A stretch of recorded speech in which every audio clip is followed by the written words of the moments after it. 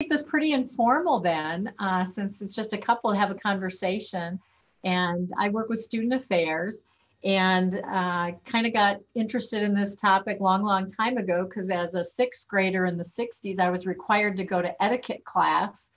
And some things never change and they evolve, but they never change. So manners and appropriateness seem to sometimes get ignored, but they're appreciated in anything that you do. So this is just kind of an overview that I put together as students, both, dental students and the DO students. I know we're in a COVID period, which is unusual, but, you tend to go to and get invited more and more to professional organizations, to situations where you're dealing with attending dentists or physicians, or invited to different clinical events and things of that nature, or even with vendors. And sometimes we feel awkward or not quite sure what to do. And so this is just kind of some gentle reminders to help students, whether you're online in these situations now, or if you are face-to-face at a different type of event, to kind of just help you polish yourself a little bit more and maybe stand out a little bit to people that you want to meet, to network with, and to assist your career and so forth. So it's really just kind of cultivating relationships and getting comfortable with that. I think the biggest thing I hear from students is they're uncomfortable. They don't know what to do when they're invited to a reception or an attending's dinner party, either at a restaurant or at a home.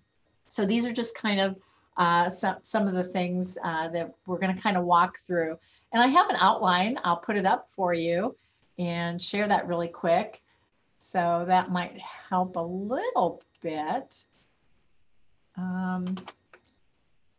Let's see. Can you guys see that? Yes. Yes. Okay, great. So really, you're trying to make a positive first impression, and again, face-to-face or online. And, some of the things put you in a fishbowl scenario. And I know for our dental students, you're kind of in pods sometimes with kind of your clinical director and so forth. Our DO students end up in regions where they're seen by regional deans, regional staff, and also the attending physicians. And, you start to network that way. And how do you do that? When you go to your association meetings. And also, those are people that you probably want as professional mentors. So you want to seek them out and develop and expand a professional relationship with them. So a lot of times you're invited, and the first thing I find with students is they don't RSVP, they just show up. And no matter how small, if someone sends you an invite, I think the biggest thing you can do is to RSVP. And I've seen this time and time again. I've hosted students at my home or different things like that, and I'm trying to do something nice for them. And in many instances, your attending physicians and dentists are doing the same. They want to make it nice for you because they know you're on budgets, and they know sometimes you have limited resources for different events and so forth. So, in counting food and beverages and a variety of different things, always RSVP, either yes or no. And it just, and be grateful with that RSVP if you're declining it, that it does not work, but thank you and so forth. And I think that just shows a lot of character and so forth. I know a number of years ago, we did an etiquette program for dining etiquette, and we asked students to RSVP. And actually we had students show up that did not. So we kind of had them at the kids' table, so to speak, that didn't have the fine china and this and that. And they were kind of off to the side and so forth, just because, I was trying to make a point that, we had to scramble and put something together because you had not RSVP'd. So you don't want to do that to your host or hostess. In addition, if you're going to a conference, and I know ADIA and the AOA and ACOM have a variety of different professional association meetings annually.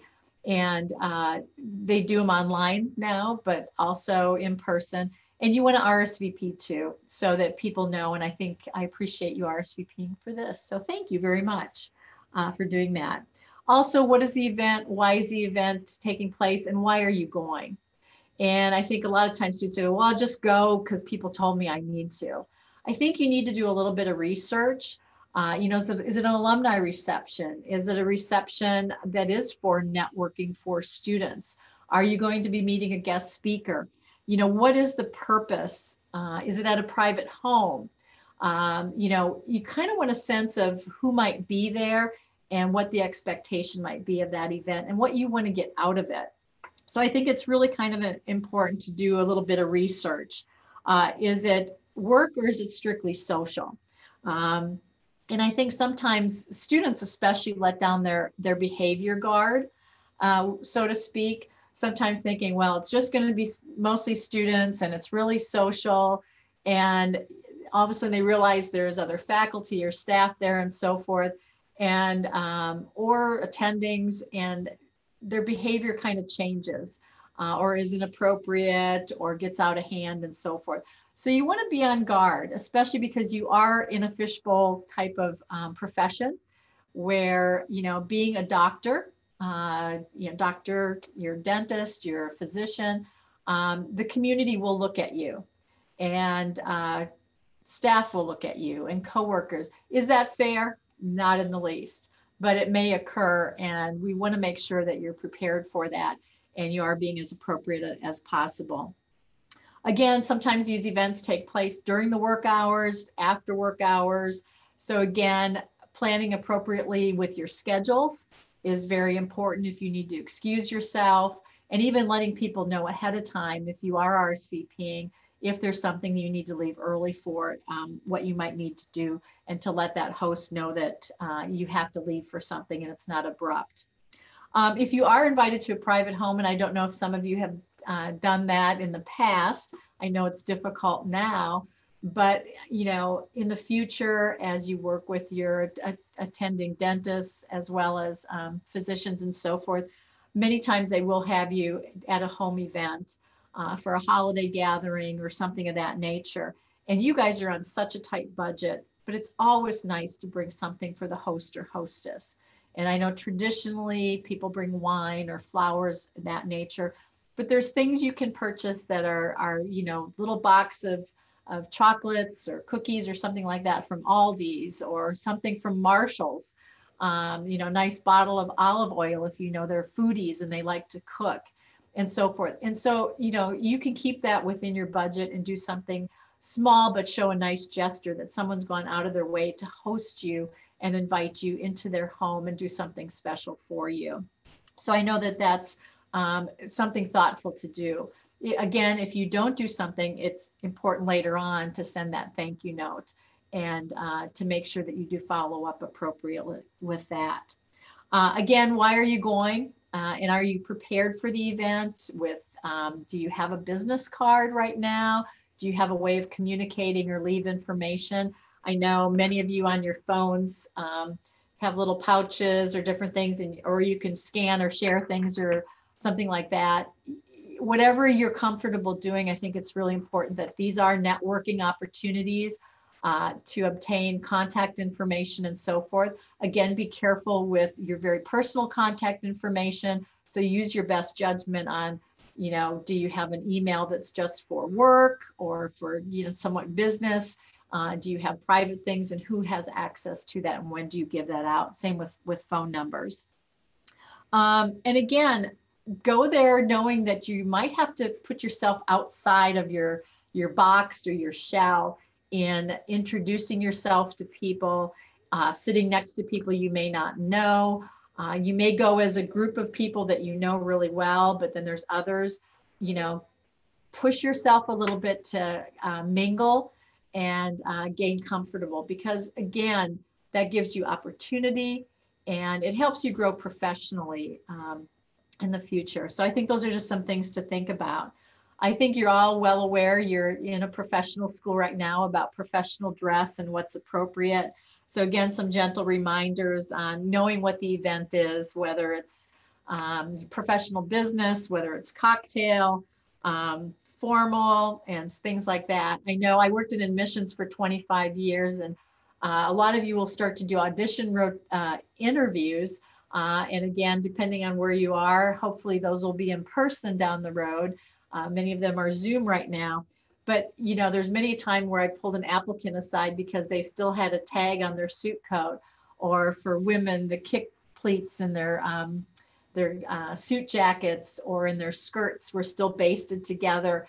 And I'd pull them aside in the office and just say, you know what, let me take the basting out so you can't see that extra stitching and things of that nature. So you want to make sure that you are prepared, and you know what you have on is comfortable and you're used to wearing it.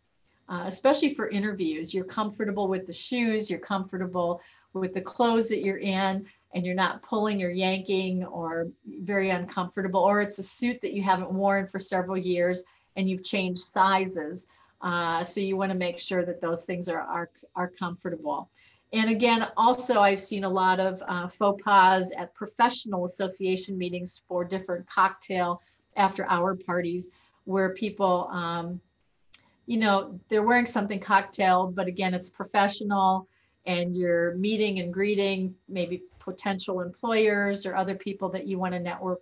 And you may be wearing something that's very inappropriate where someone's not remembering your name, but they're remembering your cleavage. And whether or not that's appropriate to even think that way, it happens. And you want to be remembered for who you are and what you bring as a professional, and maybe not for the outfit of being either over the top or not quite appropriate for the occasion. So think of those things. And I've seen it also too, where people show up to some of those professional things and, you know, they're already in their basketball shorts and a t-shirt, and it's not a casual event. So, you know, be wise in those decisions. Also, another thing too, we have a lot of people with allergies, so I always caution people about the different scents they wear, and if they're overpowering. Again, a lot of people too that have animals might want to have a lint brush, things of that nature. And sometimes too, you may have allergies to different things. So you want to be careful too if you're going into homes, you know, where you're comfortable with different things. And tobacco seems to be a big allergy as well. So you want to be very careful. Again, some of the things over the years that have raised eyebrows with my colleagues and with colleagues that are hiring and interviewing and so forth, you know, people showing up again, overly casual if it's not appropriate, with flip-flops, shirt logos that might be inappropriate, can't get away from the cell phone when they're having a conversation. You know, they don't take out the earbud, you know, or they've indulged in a beverage, too much intoxication, and are silly or just quite off and not on their game. So again, some of those impressions I think are revealing. In addition, you're going to run into generations. And, you know, I'm all for people showing who they are and being comfortable with who they are. And I think that's fine. But remember, you may be engaged with different generations and they view things differently. They view cleavage differently and low riding type of attire differently, and even tattoos.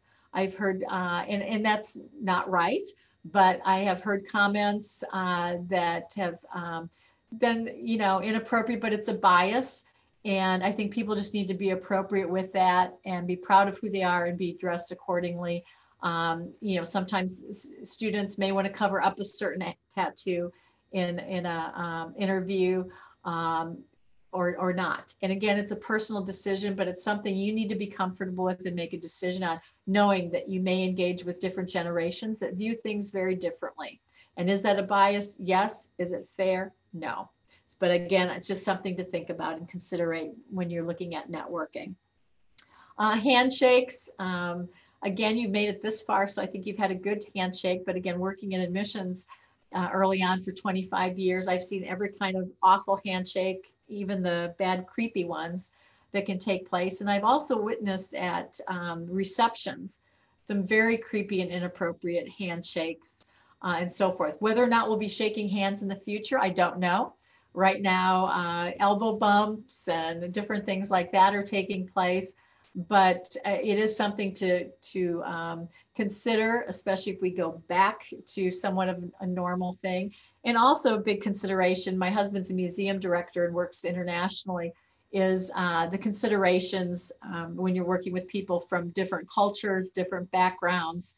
Not only the handshake, but the air kiss and the double kiss from side to side and different things like that, and what is appropriate in different cultures, and make sure that you're prepared for that, and you know how to handle that. So again, kind of knowing your audience and who you might be engaged with is very important. Name tag etiquette, I always encourage students that typically when we meet someone, we extend the right hand to shake hands. And so we're putting forward the right shoulder. So I always tell them, wear your name tag on the right side, because that's going to be the closest to the person that can read it, so they can look at you and also look and see that name. Having it back here, you're already at a disadvantage putting it on the left side. And I know many times I have my pen on my left side. You might put a boutonniere on the left side, but put the name tag on the right side. And it just gives you an advantage, especially if you do go in for the handshake or whatever, to have that side first and foremost in the forefront to the person that you are meeting and greeting. I just think it's important to think about that. That's great. I've been putting it on my left side my whole life.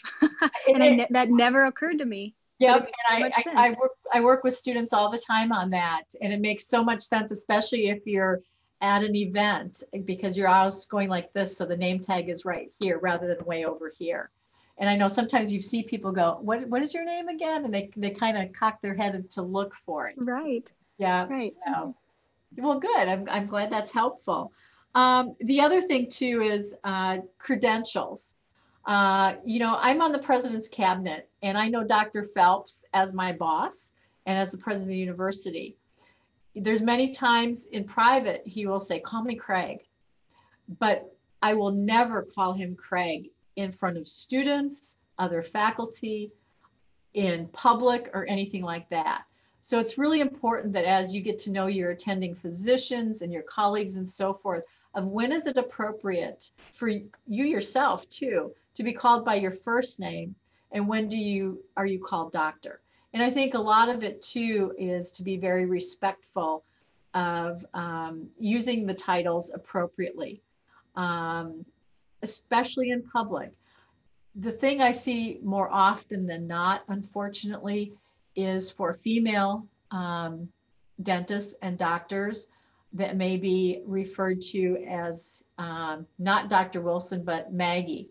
And everyone else is called doctor, but then they're referred to as Maggie or Margaret. And I think we have to all role model that, especially us as women, to refer to each other. If that's Dr. Wilson, then it's Dr. Wilson. Because I think sometimes even women call each other by the first name in public rather than their titles. And maybe it's more with my generation, but I think we really need to model that and continue that because of you're a physician. So I think just keeping those things in mind when you're meeting people and greeting people of using those titles appropriately. The other thing I want to kind of warn you about, and I've witnessed this with students over a number of years, is when you go to meetings and conventions at a DIA or this or that, and then there's a reception, a lot of times you get a name tag and you'll have a professional name tag for that convention. And many times I see students, they may change Susan to Sue, but I also see people crossing out their name and putting down nicknames. And some of them, over the years, I've just been horrified. And I've actually talked to the students privately about it. I had one guy, great guy. He's at a major convention in Denver, Colorado, and he changes his name tag to Iceman. And I said, why? That's not your name. He goes, what's my nickname? And I said, you're at a professional conference here. This isn't a time to be Iceman or your nickname at your anatomy table or, in your lab group or whatever. This is the time to step it up and be a professional. And there was a woman, and she had, her first name was Sue, and her last name was Wazalewski. And she crossed everything out and put Waz and at the convention. And I said, why would you do, well, everyone calls me Waz back home. I said, again, you're at a national convention. And it's important that you act like a professional and not walk around as Waz as your name. And so, trying to make sure that you're at the standard. I think there's a time and place for nicknames and when you know people, but when you are in a professional setting and you're trying to network and so forth, I think it's really important that you step up to different standards. So I don't know if that makes sense or not, but again, for some of those students, I think you want to help yourself. You don't want to hurt yourself. Because you come across like, this is a fraternity party and woohoo, I'm Iceman. And no. Not the time or place. Or, just call me Waz. Really? That's not the impression I don't think you want to leave with people. So again, be careful of that. Introductions. This is what really scares people. And I learned years and years ago from my grandpa, who was in business, who said, you may get the introduction wrong, but you're attempting to do it. And, it takes 2 minutes to just go online and kind of look up introductions and the etiquette on those and so forth. And usually it's about seniority. So if I was able to be invited to your grandma's for Thanksgiving, and your grandma's older than I am, or peers, or you think you would introduce grandma first. Grandma, I would like you to meet Lori. Lori, this is my grandma. You always introduce seniority or importance first. So if Dr. Phelps would pop into this meeting right now, I'd say, Dr. Phelps, I'd like you to meet Grace and Adriana and Brandon. I'm going to introduce him first. Yeah, he's a senior, but he's a doctor and he's the president of the university. So that seniority and so forth. Sometimes I've really been a buffoon. I don't know anybody's titles, but I'll just go, hi, so-and-so, I'd like you to meet so-and-so, so-and-so, I'd like you to meet so-and-so. I'm making an attempt. I may do it wrong and later on think, boy, that was bad, but I'm making the introduction. There's many times where I walk into a group and I forgot the names. So I just go, I don't know about you all, but I'm Lori, and I know we've met before. It might be easy just to quick refresh everyone's memory. Most people go, that's good. Otherwise, you stand there and talk and no one talks to each other. Or you attempt to look at the name tags, but if they're flipped upside down, don't ever hesitate to say, you know what? I've seen you a number of times. I think our paths crossed before. I'm Grace. And most people are happy to say, I'm so-and-so. So put yourself out there and don't ever be hesitant not to make an introduction. I think it's really important to make the attempt because 99.9% of the time, everyone's going to appreciate you doing that. So, but that's something that people really hesitate to do. And I know sometimes if we were in a group today, just kind of standing around with our little drink and plate of hors d'oeuvres, maybe Grace will go, hey, everyone, I'm Grace. Do we want to just kind of share who we are and what school we're from? A great thing to do. So sometimes you can even be that conduit to get everybody rolling in the group. So kind of keep that in mind. And again, even if you feel like, oh, I just bombed that, you made the attempt. And I think everybody gives everyone leeway by making that attempt. Again, with introductions, if you have your phone and you want to exchange things, you may not want to do that right away, but later on. If you do have a little business card, I know you can even get them made really cheap. Many of you are students. Some of you maybe are student ambassadors and get a business card with that, or you're a student organization or something. It's really great to have those, to even have something that you can clip away. Sometimes too, I don't want to get my phone out, but when I take a break, I might go back and then type in some of the names of people I met, just to have that fresh in my memory. I met Dr. So-and-so. He was an alum from such and such. I tend to interact with a lot of alumni, and that helps me just kind of keep track. I might follow up with someone. Hey, followed up with Dr. So-and-so. He knows a student who wants to get into the dental school and needs information. So I might go then take a few minutes to take some notes and kind of excuse myself when I run to the restroom or something like that, and kind of put those things in. Sometimes it's okay to do it with somebody while you're right there getting the information. But again, be careful, because you don't want to turn people off then to start looking at your phone and reading the news and this and that and the other thing. So just be careful with handling the phones there. I have a quick question about that. Sure. So do you recommend, I currently do not carry small business cards with me, but I'm hoping to go to the American College of Surgeons conference in the spring.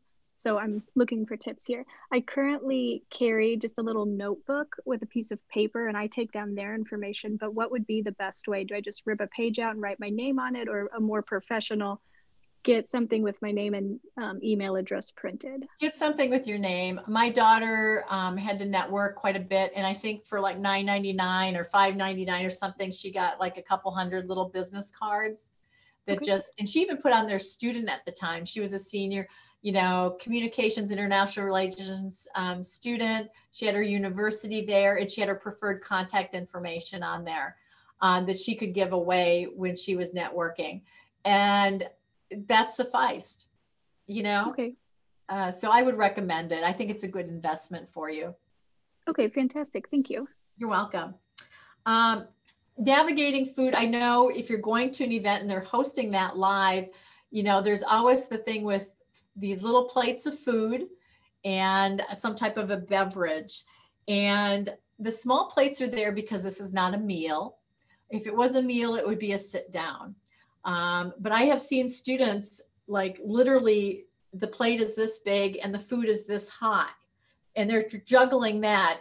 Usually you can go back and get another plate and get more food.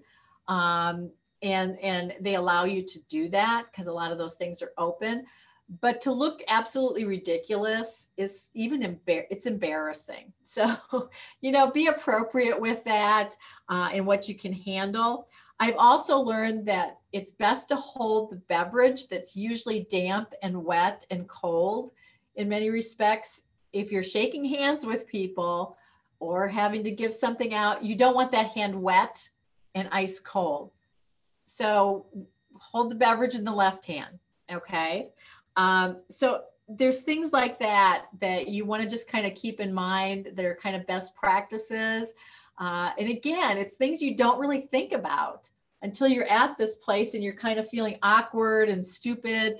And where do I put this? Where do I put that? And so forth. And again, I know this stuff is free food and usually free beverages, but you don't want to be double fisted, and you don't want to have the food piled high and look ridiculous, because it is a networking event. It's nice to have a drink or two, monitor yourself.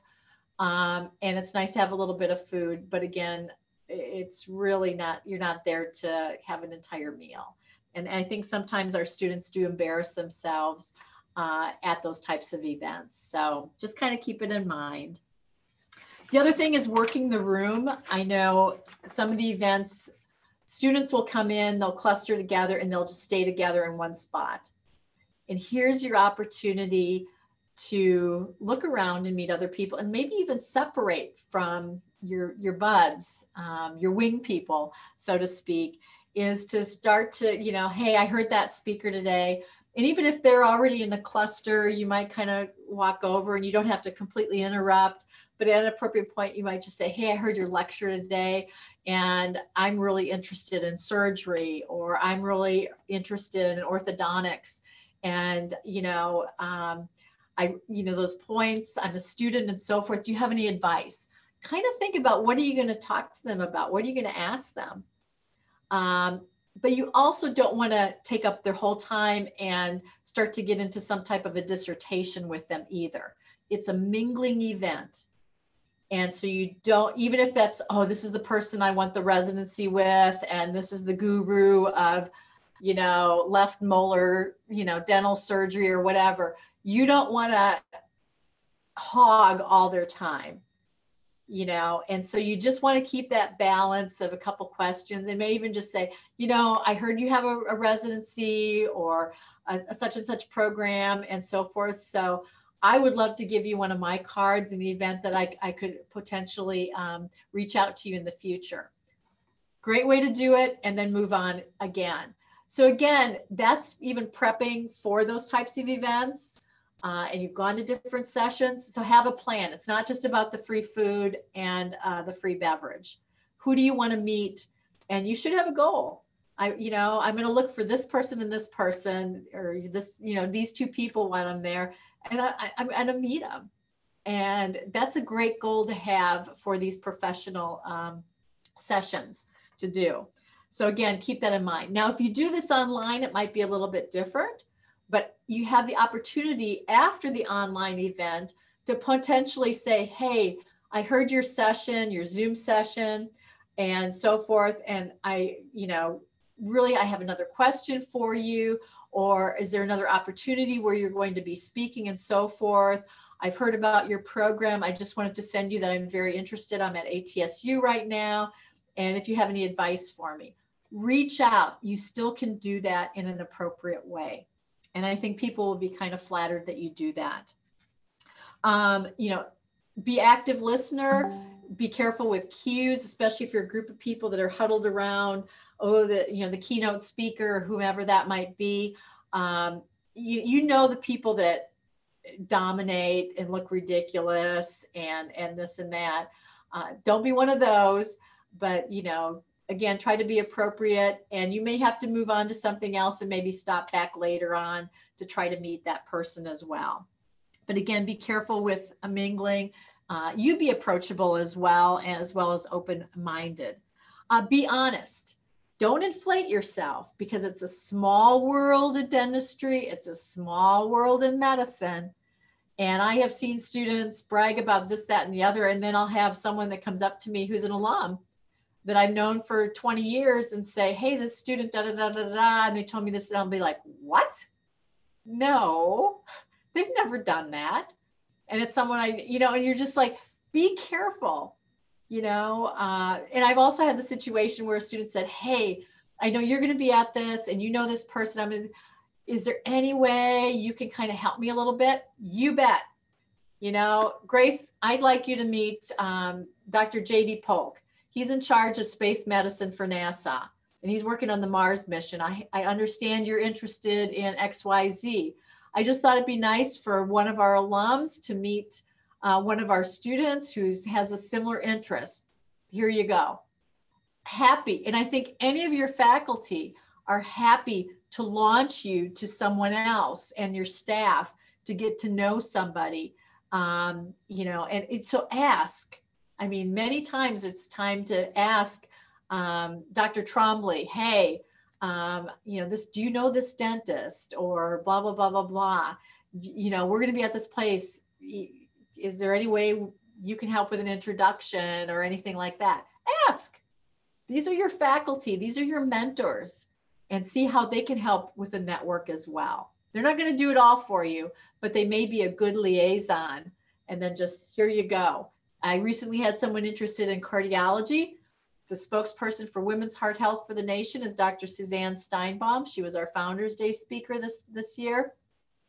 And so, hey, I've got a student. She's interested in cardiology. She wants to da-da-da-da-da-da-da. Would you have the time to visit with her? Suzanne, yes. Give her this contact, and I will respond to her. A lot of times they'll even have not their big public one. They'll give me permission to give you a different contact. So even your staff sometimes that you're working with and your faculty can help with that. So kind of think of those things. But again, don't inflate. Be honest and straightforward. I need more experience in cardiology. What can you advise me to do? Don't inflate like you've done everything, because they're going to ask you about it and check up on it. Swag. I know a lot of these meetings you go to, if you can physically go, and they have lots of swag, and people almost look like they've been to a football game with everything that they're taking and armfuls of stuff. Just be careful and look appropriate. I know the vendors like to give stuff away, but use what you can, and also be careful because a lot of that stuff weighs you down on flights if you have flights, and you're gonna have to dump it anyways, and you don't want to be wasteful. So take what you need and only what you need and you're interested in. Always be gracious, and whether you're at someone's home and you've had a nice evening with them, or you're at a private restaurant, or you're at the convention center and there's some type of reception, if there is kind of a designated host, whether it's the university or whether it's the committee such and such of a DIA, and there's, you picked up a name tag table or whatever, or it's a certain physician or a group of physicians, if there's kind of those lead people that have kind of hosted the event, try to find them and for a moment just say, thank you. This was really a nice event and I appreciate attending. You never know what other conversation you might have with that person. And it's always helpful to thank the people that put that on. And so I think it's really important. Plus, guarantee you, I put on many a thing. I look at the name tag. Who was that? Where were they from? That's impressive when people look for you. Or if it's, and sometimes, those people are busy, but I know many times Dr. Phelps is hosting a reception that alumni and students are at. It's nice, even though he's busy talking to people or whatever, to take a moment, wait a moment, and so forth, and just say, I hate to bother you, but I have to leave now. I just want to thank you. This was a nice event, and I really appreciated being included. Have a great night. Again, I guarantee you, Dr. Phelps is going to look at your name tag, and he's going to look twice and remember who you are. And that's what it's about. And so I think it's really important that you do that. And I know many of you then send thank you notes, especially if you're at a private event with an attending or someone like that, with email and a snail mail thank you note. I know we get thank you notes sometimes from who we interview and so forth. And we scan those to the student's file. But I know a lot of us just kind of keep them up just because it's nice to just get something handwritten. The emails are nice, but it's also nice sometimes just get some nice stationery and just a personal note. And I think everyone likes to get mail. So I'm just kind of going through things kind of quickly. What kinds of questions do you all have and or suggestions to your peers? I'll stop sharing. I know, Brandon, you jumped in a little bit. What program are you from? I'm part of the DO program here. Oh, good. So I really appreciated actually that you said, you talked about feeling awkward and foolish, right? Because you might have, your plate might be too big, or, you're like, I think a lot of people don't have all this stuff down. And so I've spent a lot of my time getting over my feeling of foolishness, knowing full well that I feel foolish either way. And so it's nice to know what the things that I can do to mitigate that anxiety, which is to not look silly in the first place. So I don't know if I have any questions right offhand, but I definitely appreciated that part of the talk for sure, as well as the rest. So thank you. And I think, too, you're growing as a professional and there are going to be awkward moments. And so take it in stride. Don't beat yourself up. Things spill, things happen. I had a pre-health advisor once. We were at a conference of all the pre-health advisors, and I worked with admissions at the time. And I remember the person started talking with their hands, and they took their glass of red wine, literally baptized me. And, it's like, and of course the person was horrified. And, I was soaked in red wine and in a halfway decent outfit and just said, wow, well, this is exciting. You try not to embarrass everybody or get angry or whatever. The great thing was I was with scientists who are just, everyone's running around for club soda to pour, so I can go to the bathroom and pour it on my clothes so I can get the red wine out. So it pays to be with scientists. But again, you try to do the best you can in an embarrassing situation. I've introduced people that are the wrong people. And it's like, I think I made a mistake there. I'm sorry. Let's start over. You just have to own it and be honest and straightforward. And I think when you put yourself out there, you're going to grow from it and have more opportunities because of it. Any other questions or thoughts? I actually do have a question. I'm sorry, I don't mean to jump in again, but That's since great. we're here, so one thing that I think happens, and it's going to happen a lot, is health professionals is we're late and we don't mean to be, like I was today. So sorry about that. That's okay.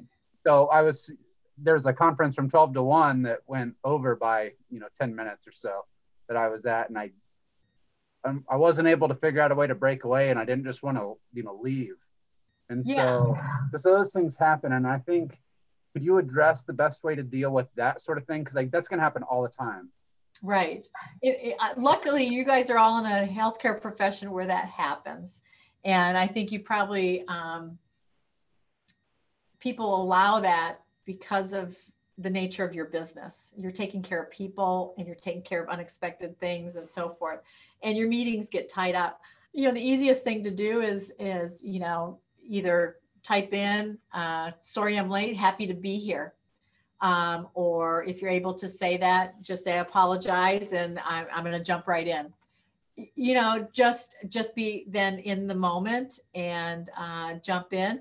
And if you can't say anything, if it's not appropriate to say anything, then just attend and participate. And afterwards, like you just did, say something, which was very appropriate. So thanks, Brandon. Thank you. You're welcome. So I think it was Grace, you have a convention this spring, is that correct? Well, hopefully, COVID pending. Yeah. Anyway, yes, I'm the president of the surgery club here on campus. Our fall meeting was online, so it was a little bit trickier. But especially the spring and then the fall and the next fall when I'm a third year, I feel networking will be very important come time for residency and things of that nature. So just looking for any helpful tips. This was a fantastic presentation, so thank you very much. Oh, you're welcome. Well, thanks. I don't have any specifics at the moment. I think I just jumped right in the middle. I'm sorry if that was not appropriate. No, that's great. As things came up. Yeah, that's great. Thanks, Grace. Adriana, I know you're first year dental, so do you have things that you may be attending in the future or things you're looking to do? I was actually going to ask for recommendations since I am a first year. Obviously, there's, I know of some of the bigger conferences like the ADA and like the Hinman, and there's like a hygiene one. But as a student doctor, I just didn't know if there were some popular ones that you recommended. I think those are the main things. I think, doesn't Adia have a student section as well? So I went as an assistant a couple of years ago, but I've never in this position. I think looking for the student organizations that you participate with and some of the student sections that they have at the national level, I think are a great way to get your foot in the door and start networking. And even though this year some of those conferences or attendance at those might be virtual, it's good to start participating. And even with your state and organizations, whether it's, Arizona State Dental Association or, Missouri Osteopathic Association or whatever it might be, even attending any of the student events for those are really educational. And I think it's appropriate for you to start not only looking at your national meetings, but even kind of your local state stuff as well. So, kind of look around and ask for recommendations from your faculty and your deans. I think they're a great asset, especially if you kind of have an inkling of what direction you want to go to. Okay, perfect. Thank you so much. I actually have an exam in 10 minutes, so okay. I'm going to leave early, but thank you so much. This was welcome. Amazing. All the best to you. Reach out anytime. Okay, thank you. Brandon, is there certain areas that you're interested in? Too many. That's, I think, the problem. So. Hey, that's a good place to be. I know a lot of undecided majors in medicine. Right. And I think that going on rotations and finding mentors really kind of helps solidify that. And sometimes that doesn't happen until you're even the end of your third year. So having an open mind is great.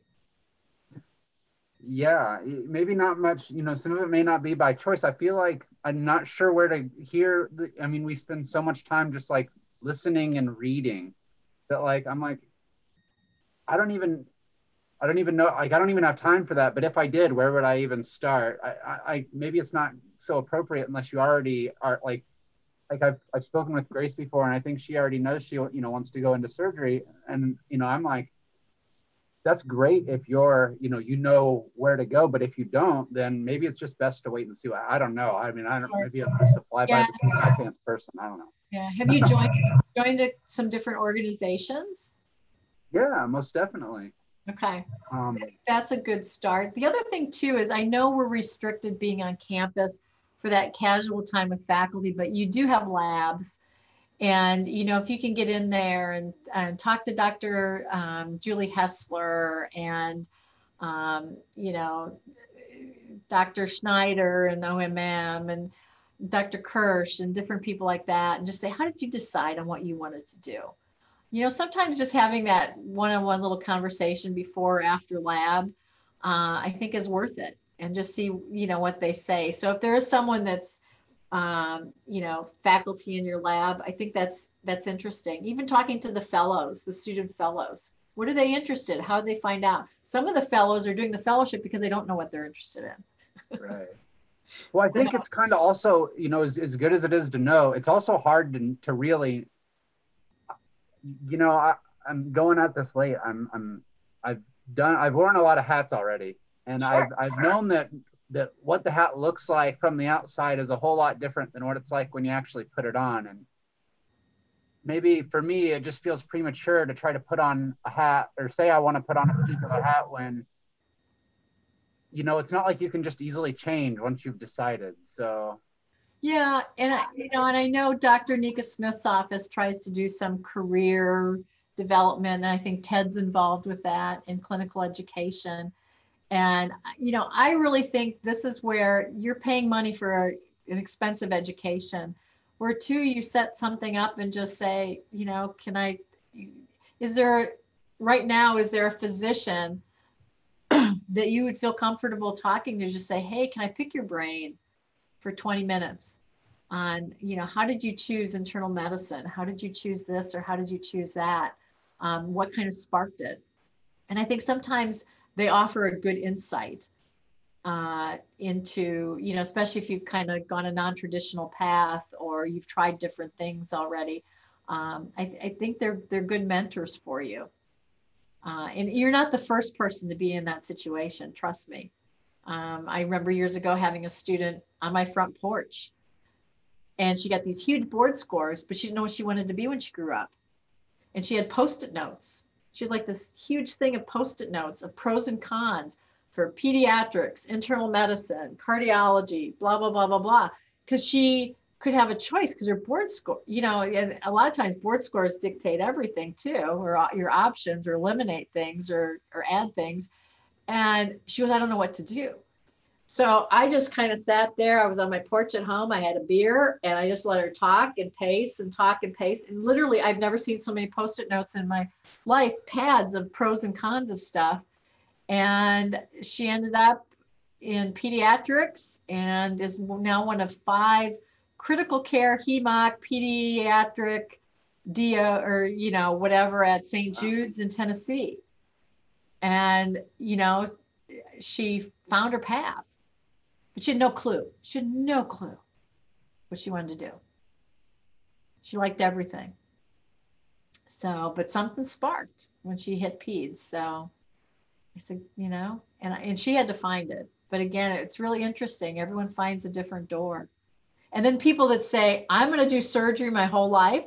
And then they come back at graduation and they're doing psych. And you're like, what? You were the president of everything that cut everything up on campus. And now you're going into psych? When did that happen? I couldn't believe it. I went on this rotation and, and my lights went on and and it completely changes. Right. Or they get so into it and they're really, really, really happy that they made that choice and that they were able to know beforehand, so they were able to position themselves to get there. You know, and I think too, everyone thinks I have to have this decision. I have to know, I have to be this. Medicine is lifelong. You're going to be a physician. And I don't think you may start thinking I want this, but you can change your residency. You can do something else. And I have seen that happen time and time again. And I've seen people then change. Dr. Hessler was pediatrics ER. And one day she called and said, I knew her when she was a student. She goes, I'm beat. I don't know where to go, but I love students. So why don't you teach? She got in touch with Dr. Wilson. Dr. Wilson got her on a program of how to become a medical educator. She goes, I love my life now. I didn't think I'd have a second career in medicine, but I have a second career. So, that happens too. So, it's lifelong and there's many, many options and you can change. And I look at some of our docs that have, they've done the general residency, then they've done the fellowship, then they've done the super duper something training, something, and they just keep going. And you're like, oh my God, because, they're going to be the left eardrum doctor of the world. And, they found their passion. So Brandon, it may come in different waves for you, and it may change for Grace. Oh, absolutely. As a female who wants a family someday, I recognize that surgery is not the most compatible specialty. And so I definitely am keeping my options open. I think that's what I want to do. And so I'm going full steam ahead for that right now. But trust me, Brandon, I have my doubts and I fully know that can change. Yeah. We had a surgeon here a number of years ago who was an associate dean who he developed a hand tremor and couldn't do surgery anymore. Oh, no. See anything like that? And so he changed and he went into medical education and loved it. Absolutely loved it. He goes, oh my gosh, it's a different pressure, but it's not the surgery pressure. He goes, I love being a surgeon, but I love this. So there's changes that can take place. And he was fortunate that he had the credentials to do that. So again, you guys are in such a great position with a career in healthcare. There's another guy that he was work study in our office years ago, and gung ho doc, ER, he's working for an insurance company. He's working in business as he's the director of I don't know what, but with insurance, he approves all kinds of stuff that can come up to him. And he goes, I'm the enemy now, but he loves business. And, does he miss patients? Yeah, sometimes, but he goes, I love the business side. I never thought I would. And so he has a huge career in business, huge career. Very interesting. So you just don't know. We got another guy who's big in robotics. He was surgery and now he's a big leader in robotics. He's out of Atlanta, one of our grads. And he's in the development of stuff for robotics. So he's still involved, but his, part of his time shifts into working with companies on the latest with robotics. So your niche, you guys have a great opportunity. Can't tell you how much you have. And I think it is difficult to see right now during the first 2 years, especially with COVID. It feels like we're just in this tiny little box. You're just a face on a screen right now. I know you're more than that, but at the moment, that's all it is. And it's so hard to see the light at the end of the tunnel. And also, you guys have experienced a pandemic. My husband's a museum director, and, they're looking through the archives of what was recorded during, the 1900s with the pandemic and whatever, and what was recorded by students and what they experienced. And he's collecting stuff now from that. But how remarkable and how resilient in the way you're having to learn medicine, pros and cons. but that may pay off later on too. And I think sometimes you have to look at the glass is half full. You're still getting an education. It's in a completely different way. It's changing. It's going to change the future of medical education and our delivery. And so how can you be better off for that as well? You know, there's some things you are going to be exceptional at, some things that maybe a little bit weaker at. And we know that. Everyone knows that, but you've lived through a pandemic and you'll be able to see how that affects things as you go along, which is remarkable for your careers.